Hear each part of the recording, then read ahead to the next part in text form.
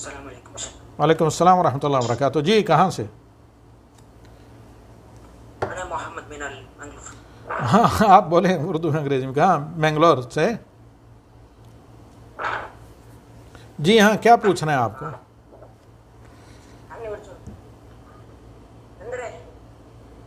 Hello. جی جی محمد، ہاں پوچھیے فرمائیے.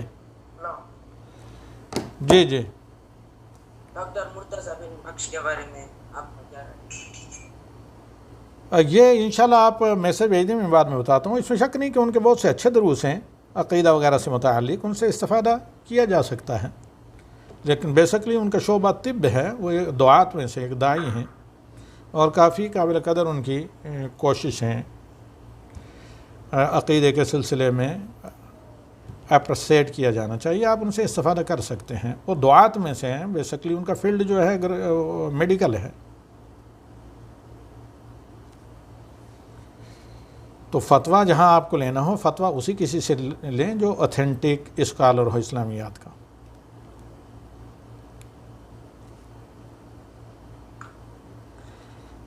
اور کسی اور کو کوئی کوشچن تو نہیں کرنا ہے؟ جی جی السلام علیکم ورحمۃ اللہ. وعلیکم السلام ورحمۃ اللہ وبرکاتہ. جی فرمائیے. شیخ صاحب محرم کے تعلق سے جو مبارکباد دیتے ہیں نیا سال کی، یہ نہیں کچھ، یہ تمام کے تمام بدعات میں ہیں. نبی صلی اللہ علیہ وسلم کے زمانے میں آتے رہے. اس سلسلے میں کوئی بھی صحیح حدیث نہیں ہے. بلکہ حقیقت یہ ہے کہ ہر ایک مسلمان کے لیے ایک نیا سال آنا اس کی عمر میں کمی ہے. وہ اور زیادہ آخرت کی طرف قریب ہو جاتا ہے. اگر وہ اچھے اعمال اس میں کرتا ہے تو اس کے لیے مبارک ہے. اگر خدا نخواستہ کوتاہی ہو تو اس کے لیے کہاں یہ مبارک ہے. بلکہ ایسے موقع پر اس آدمی کو، ہر ایک مسلمان، اسلامی آداب اس سلسلے میں یہ ہیں کہ ہر مسلمان کو ہر دن کے بعد شب کو سونے سے پہلے اپنا محاسبہ کرنا چاہیے. اسی طرح ایک تسلسل کے ساتھ اپنی زندگی اور عمر کا محاسبہ کرنا چاہیے. اس پر مبارکباد نہیں، بلکہ نبی صلی اللہ علیہ وسلم کے اس فرمان کی روشنی میں آدمی کو اپنی اصلاح کرنی چاہیے، یا خطبہ کو، کہ لن تزول قدم ابن آدم حتی یسأل عن 40، کہ قیامت کے دن اللہ تعالیٰ کی عدالت میں کھڑا ہی رہنا پڑے گا یہاں تک کہ 4 سوالوں کے جواب نہ دے. عن عمرہ فیما افنا، عمر کے بارے میں کہاں گزاری. وعن شبابہ فیما ابلا، جوانی کہاں پر پرانی کی. وعن مالہ فیما وعن مالہ فیما من این اکتسب وفیما انفق، مال کہاں سے کمایا، کس میں خرچ کیا. تو سال اسی میں عبارت ہوتا ہے.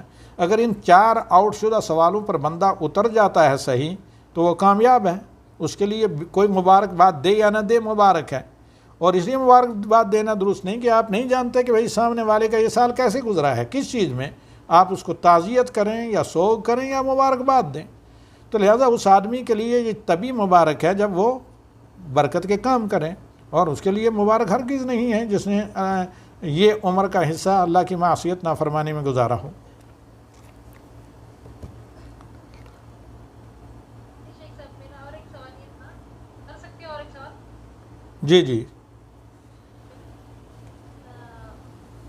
اگر کوئی بندہ یا بندی مطلب اللہ کی عبادت بھی کرتے، نیک کام بھی کرتے، لیکن کسی وجہ سے بہت زیادہ چھڑ وغیرہ، جیسے بات کرنے میں تھوڑا سا جیسے جھڑک کر بات کرنا، چھڑ کی وجہ سے، بیماری وجہ سے یا کوئی ٹینشن وجہ سے کرتے، تو کیا پھر اس کے سارے عمل ضائع ہو جاتے ہیں؟ نہیں ایسا سارے نہیں ضائع ہوئیں گے.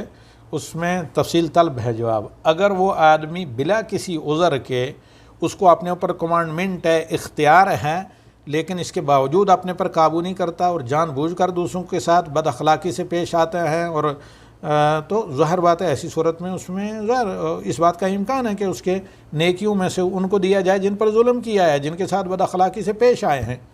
لیکن اگر وہ آدمی بیمار ہے، معذور ہے، تو معفو ہے، اللہ تعالیٰ معاف کرے گا. اگر اس کے اختیار وہ چاہتا ہے لیکن اس کے باوجود اس کے آخر میں ہیں، تو لا یکلف اللہ نفسا الا وسعها فاتقوا اللہ ما استطعتم ما جعل اللہ علیکم فی الدین من حرج.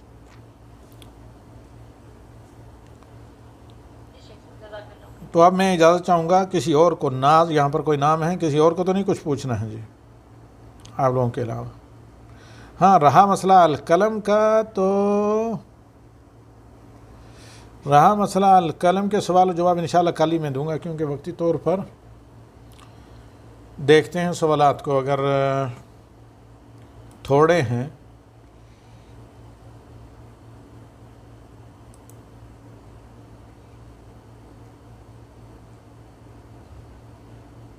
یہ چند ایک سوالات ہیں القلم شعبہ نسواں کے، میں چاہتا ہوں کہ ان سے فارغ ہو جائیں۔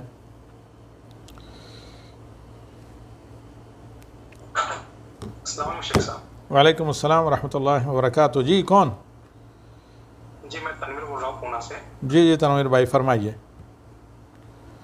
شیخ صاحب یہ جو 15 اگست کے دن جب دیش آزاد ہوا تھا تو آزادی کے جو لوگ سلوٹ کرتے ہیں جھنڈے کو، کیا یہ جائز ہے یا یہ صحیح ہے اپنے؟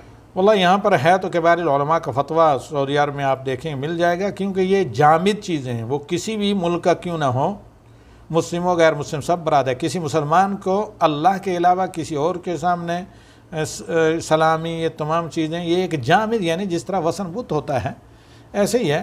یہ دینی نقطہ نظر سے یہاں پر میں نقل کر رہا ہوں اپنی طرف سے کچھ کہے بغیر، تو یہ جو ہے یہاں پر موجود ہے تو کبار العلماء جو فتویٰ کی اعلیٰ کمیٹی ہے، پرماننٹ کمیٹی سعودی عرب میں، کہ یہ جائز نہیں بلکہ یہ شرک کی قسم میں سے ایک ہے، واللہ اعلم بالصواب۔ اور یہ بہتر ہے آپ قلم میں یہ سوال بھیج دیں، وہاں آلریڈی موجود ہے قلم میں، اس میں ٹیلی گرام میں جواب وہ آپ کو مل جائے گا۔ اگر کسی کی کوئی ایسی صورت میں مجبوری کی حالت میں ہیں، اسے کسی قسم کا گزند اٹھانا پڑ رہا ہے اس سلسلے میں، تو اس پر تفصیلاً جواب موجود ہے۔ اور جی کسی کا کوئی کوشچن؟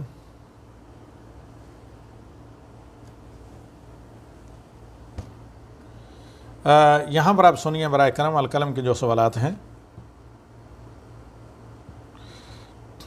بسم اللہ الرحمن الرحیم۔ شیخ صاحب حنا اور رومیسا نام کے معانی اور عربی میں ہجے بتا دیجئے۔ جہاں تک مسئلہ ہے حنا کا، حنا ایسے ہی لکھا جاتا ہے اور تا کے ساتھ لکھا جاتا ہے، یہ بھی عبری یعنی عبرانی نام ہیں جو آج کل فلسطین میں وہ مشہور اسرائیلی طبقہ جو زبان بولتا ہے اسی کا یہ لفظ ہے، اور عربی میں بھی حنان سے یہ آتا ہے، اور یہ جو ہے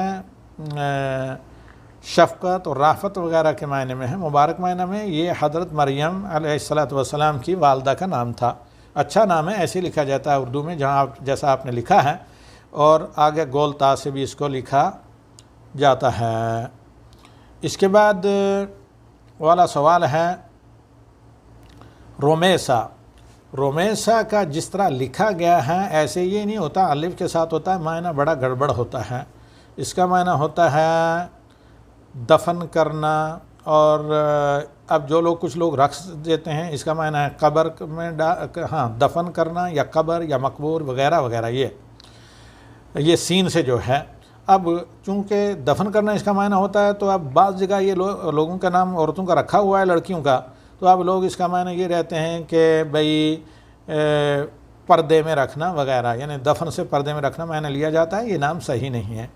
اس کی جگہ رومیسا آتا ہے، یعنی صاد الف ور چھوٹا الف حمزہ، رومیسا، اس کا معنی اچھا ہوتا ہے، خوبصورت، حسین وغیرہ، تو سواد سے لکھا جانا چاہیے اگر آپ کو لکھنا ہے، اور یہ بھی عبرانی نام ہے، عربی نہیں ہے۔ آئیے آگے چلتے ہیں۔ دوسرا سوال ہے شیخ صاحب میرے بھائی کو بائی پولر پتہ نہیں ڈس آرڈر ایک نفسیاتی بیماری ہے،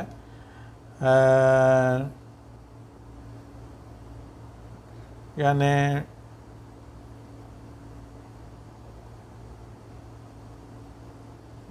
کیا ہوگا یہ ڈیو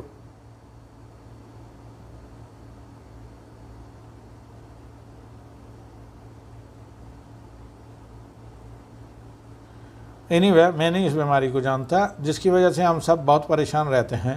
اس کی طبیعت خراب تر ہوتی رہتی ہے، غصہ بہت کرتا ہے، کسی کی بات نہیں مانتا، فضول خرچی کرتا ہے، اور اب شادی کرنے پر بضد ہے۔ تو اس صورتحال میں بھی کیا کرنا چاہیے؟ برائے مہربانی کوئی حل بتائیں۔ بہتر ہے کہ اس طرح کے ماہرین جو نفسیات وغیرہ یا اس بیماری کے ماہر ہیں ان سے مشورہ لینے کے بعد میرا مشورہ یہ ہے کہ شادی کر دیں، لیکن دھوکے سے کام نہ لیں۔ جہاں شادی کرنا ہو ان لوگوں کو اس کی بیماری کے بارے میں بتائیں اور امانت داری سے کام لیں، تو ہو سکتا ہے کہ شادی کے بعد یہ مسئلہ حل ہو جائے، اور اللہ علاج بھی کروائیں، اللہ سے دعائیں بھی کریں، رقیہ وغیرہ کریں، کثرت سورہ فاتحہ معوذتین پڑھ کر ہو سکتا ہے کہ اللہ تعالیٰ یقیناً اللہ کے فضل کی امید ہے، اگر اس میں ان کے حق میں شفا بہتری ہوئی تو اللہ تعالیٰ شفا دے گا۔ اس کے بعد والا سوال ہے، شیخ صاحب ایک بہن پوچھتی ہیں کہ کیا یہ بات درست ہے کہ رسول اللہ صلی اللہ علیہ وسلم آدم علیہ السلام سے پہلے پیدا ہوئے تھے اور ان سے پہلے نبی بنائے گئے تھے، لیکن وہ آئے سب سے آخر میں؟ اس سلسلے میں رہنمائی فرمائیے۔ سراسر فالیاذ باللہ جھوٹ ہے اور الزام ہے، بلکہ تہمت ایک قسم کی، کیونکہ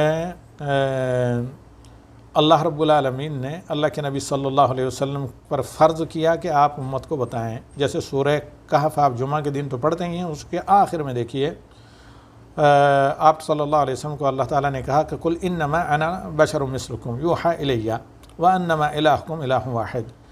اے نبی آپ کہہ دیں کہ میں تو صرف تمہاری طرح کا ایک بشر ہوں، انسان ہوں، یعنی اولاد آدم میں سے ہوں، میری طرف اللہ کی طرف سے وحی کی گئی ہے اور مجھے نبی اور رسول بنایا گیا ہے، ورنہ تمام انسانی وہ ضروریات میرے ساتھ ہیں جو ایک انسان کے ساتھ ہوتی ہیں۔ اور آگے کا اسی طرح معبود جو ہے عبادت کا حقدار صرف تمہارا الہ اللہ ہی ہے، اس کے علاوہ کوئی نہیں۔ انما جیسے یہاں جس معنی میں ہے ویسے وہاں بھی معنی میں ہے، لہٰذا اس میں کوئی بھی اور کوئی معنی بتائے تو وہ تحریف کرے گا، فلیعوذ باللہ معنوی تحریف، جس کا درس تفسیر میں آج ہی آپ لوگ جس کے بارے میں وعید پڑھ چکے ہیں۔ دوسرے اللہ کے نبی صلی اللہ علیہ وسلم کا خود صحیح حدیث میں فرمان، انا سید ولد آدم ولا فخر، میں اولاد آدم کا سردار ہوں، یہ کوئی فخر کی بات نہیں۔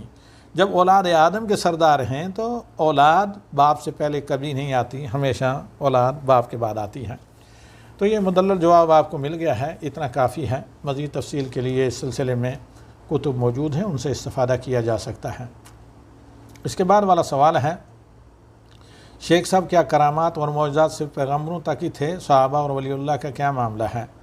معجزات انبیاء کے ساتھ خاص ہوتے ہیں، جو ہے کرامات اولیاء اللہ پر ظاہر ہوتی ہیں، لیکن یہ دونوں چیزیں صاحب معجزہ صاحب کرامات کی مرضی سے نہیں بلکہ اللہ کی مرضی سے ہوتی ہیں، کبھی ان لوگوں کو پتہ بھی نہیں اس کا ہوتا۔ اور جادو جو ہے وہ عمدن جان بوجھ کر کیا جاتا ہے اور وہ شیطان کی تائید کے لیے ہوتا ہے، جبکہ معجزے اور کرامات شریعت کی تائید، شریعت کی مطابقت اور موافقت میں ہوتے ہیں، اس کی مخالفت میں نہیں ہوتے ہیں۔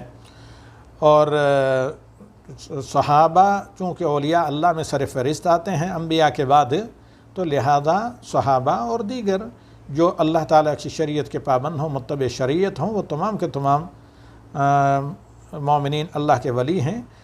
اپنے دین کی تائید کے لیے کسی کے ہاتھ پر بھی کرامت ظاہر ہو سکتی ہے، یا کسی بھی کی دعا کی قبولیت کے ساتھ کرامت کا اظہار ہو سکتا ہے، کہ اللہ تعالیٰ کہتا ہے ان الاولیاء اللہ لا خوف علیہم ولا هم یحزنون الذین آمنوا وکانوا یتقون۔ جس کے پاس ایمان ہے اور ایمان کے بعد جس قدر تقوی ہے اسی قدر وہ اللہ تعالیٰ کا بڑا ولی ہے۔ اس کے بعد والا سوال ہے، شیخ صاحب کیا اذان کا جواب دینا فرض ہے؟ نہیں، سنت ہے، اور نبی صلی اللہ علیہ وسلم نے فرمایا جو اذان کا جواب دے اس کے بعد صلاۃ ابراہیمی پڑھے، پھر میرے لیے یعنی جنت پہ وسیلہ مقام وسیلہ کی دعا کرے تو اس کی شفاعت مجھ پر فرض ہوتی ہے، واللہ اعلم او کما قال صلی اللہ علیہ وسلم واللہ اعلم بالصواب۔ اس کے بعد والا سوال ہے کسی کا، شیخ صاحب ایک آڈیو میں آپ نے کہا کہ فرض نماز کے بعد 33 بار سبحان اللہ، 33 بار الحمدللہ، 34 بار اللہ اکبر، ایسا میں نے نہیں کہا ہے۔ میں نے کہا ہے کہ یہ تینوں 33 بار اور ایک بار لا الہ الا اللہ وحدہ لا شریک لہ لہ الملک و لہ الحمد وہو علی کل شیء قدیر پڑھنا۔ 34 بار جو میں نے کہا یہ نماز کے بعد نہیں کہا، یہ میں نے کہا کہ رات کو سوتے وقت جو تسبیح پڑھی جاتی ہے اس میں 34 بار ہے، اگر کبیرہ گناہ سے بچا جائے۔ میرا سوال ہے کہ کیا کوئی غیبت سے بچ سکتا ہے؟ میرے خیال میں ہم غیبت سے نہیں بچ سکتے، کیونکہ جب بات چیت ہوتی ہے تو نہ چاہتے ہوئے بھی کسی نہ کسی کے بارے میں غیبت ہو جاتی ہے، کیونکہ لوگوں میں جلن، حسد، ناشکری اور بد اخلاقی پائی جاتی ہے، اور اسے بتانے کے چکر میں انسان غیبت کر بیٹھتا ہے۔ رہنمائی فرمائیں کہ اس سے کیسے بچا جا سکے۔ غیبت کبیرہ گناہوں میں سے ہے، اور غیبت مردہ بھائی کے گوشت کھانے کی طرح جیسا عمل قرار دیا اللہ تعالیٰ نے قرآن میں۔ یہ وعید سن کر اس سے بچا جا سکتا ہے۔ غیبت کی جو ہے سخت سزا ہے، اس کو ذہن میں رکھ کر بچا جا سکتا ہے، اور اگر نہ چاہتے ہوئے بشری تقاضے سے کہیں ہو جائے کسی بھی اور حیلے بہانے سے، تو ایسی صورت میں برخاست مجلس ہونے سے پہلے یہ پڑھیں سبحانک اللہم و بحمدک اشہد ان لا الہ الا انت سبحانک استغفرک و اتوب الیک۔ یہ القلم ٹیم آپ کو ٹیکسٹ میں ہی بھیج دے گی۔ تو اللہ کے نبی صلی اللہ علیہ وسلم نے کہا کہ لغت اور غلط اور اس طرح نادانستہ طور پر بچنے کی کوشش کرنے کے باوجود بھی اگر کہیں نہ چاہتے ہوئے غیبت ہو جائے تو اس کا کفارہ یہ ہے۔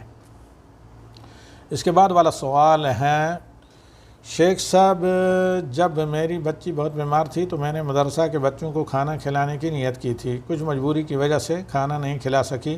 اس عرصے میں کووڈ-19 کی وجہ سے مدرسہ بھی بند ہو گیا۔ اب میں کیا کروں؟ کیا مدرسہ کھلنے کا انتظار کروں یا اتنے پیسے صدقہ کر دوں؟ نہیں، مدرسہ کھلنے کا انتظار کریں، کیونکہ آپ نے نظر اسپیسیفائی یعنی ایک محدد مانی ہے، اور اس کی نظر کو پورا کریں۔ کوئی ضروری نہیں کہ فوراً نظر پوری کریں، جب ممکن نہیں ہے، مدرسہ بند ہے، مدرسے کے بچوں تک رسائی نہیں، جب مدرسہ کھلے گا تو بچوں کو کھانا کھلا دیں، کیونکہ نبی صلی اللہ علیہ وسلم کا فرمان ہے کہ جس نے اللہ کی اطاعت کی نظر مانی ہو وہ اسے پورا کرے گی۔ اللہ کی اطاعت کی نظر ہے تو آپ پوری کیجئے۔ اس کے بعد والا سوال ہے، شیخ صاحب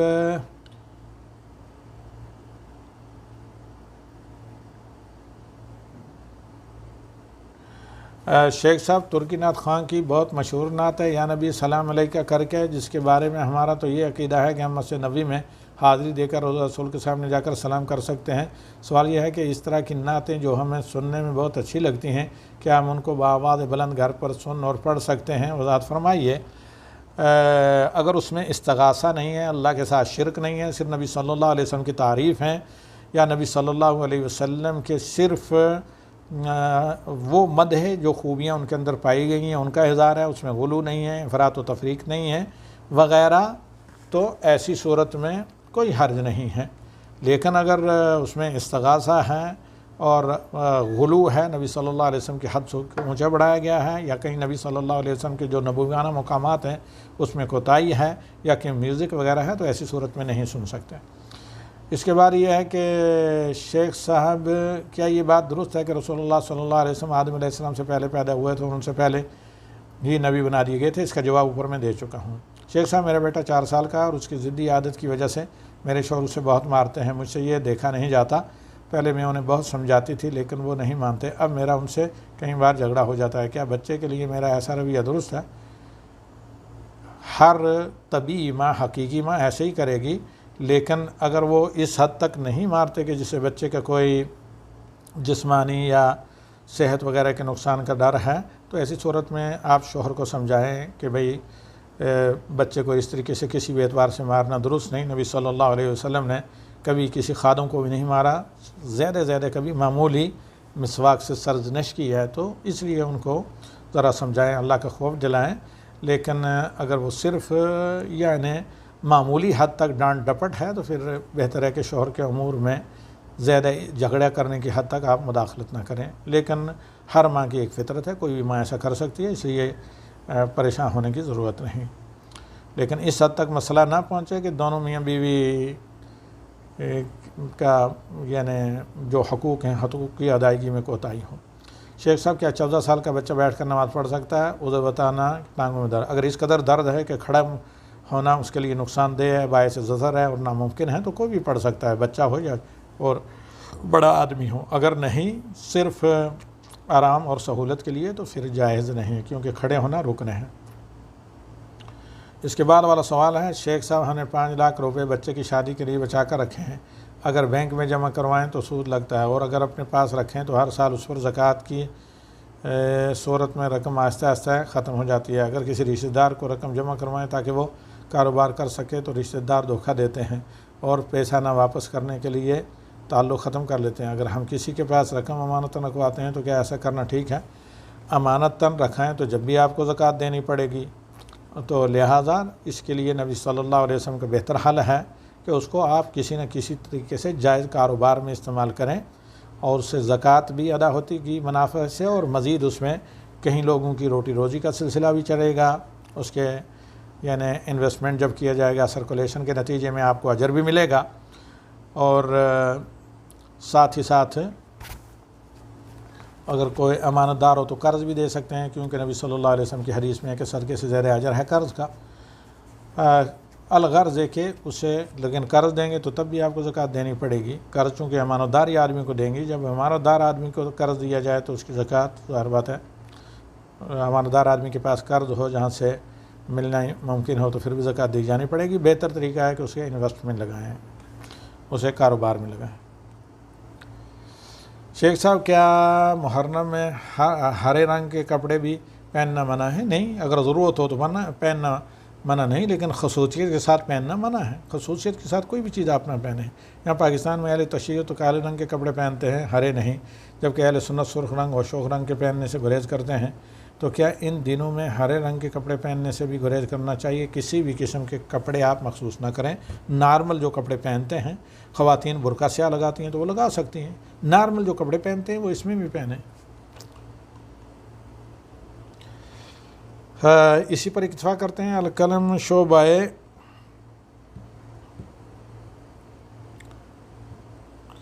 مردوں کے سوالات کل کے درس میں انشاءاللہ 12:15 بجے جو سعودی ٹائم کے اعتبار سے ہوگا اس میں ہم دیں گے انشاءاللہ۔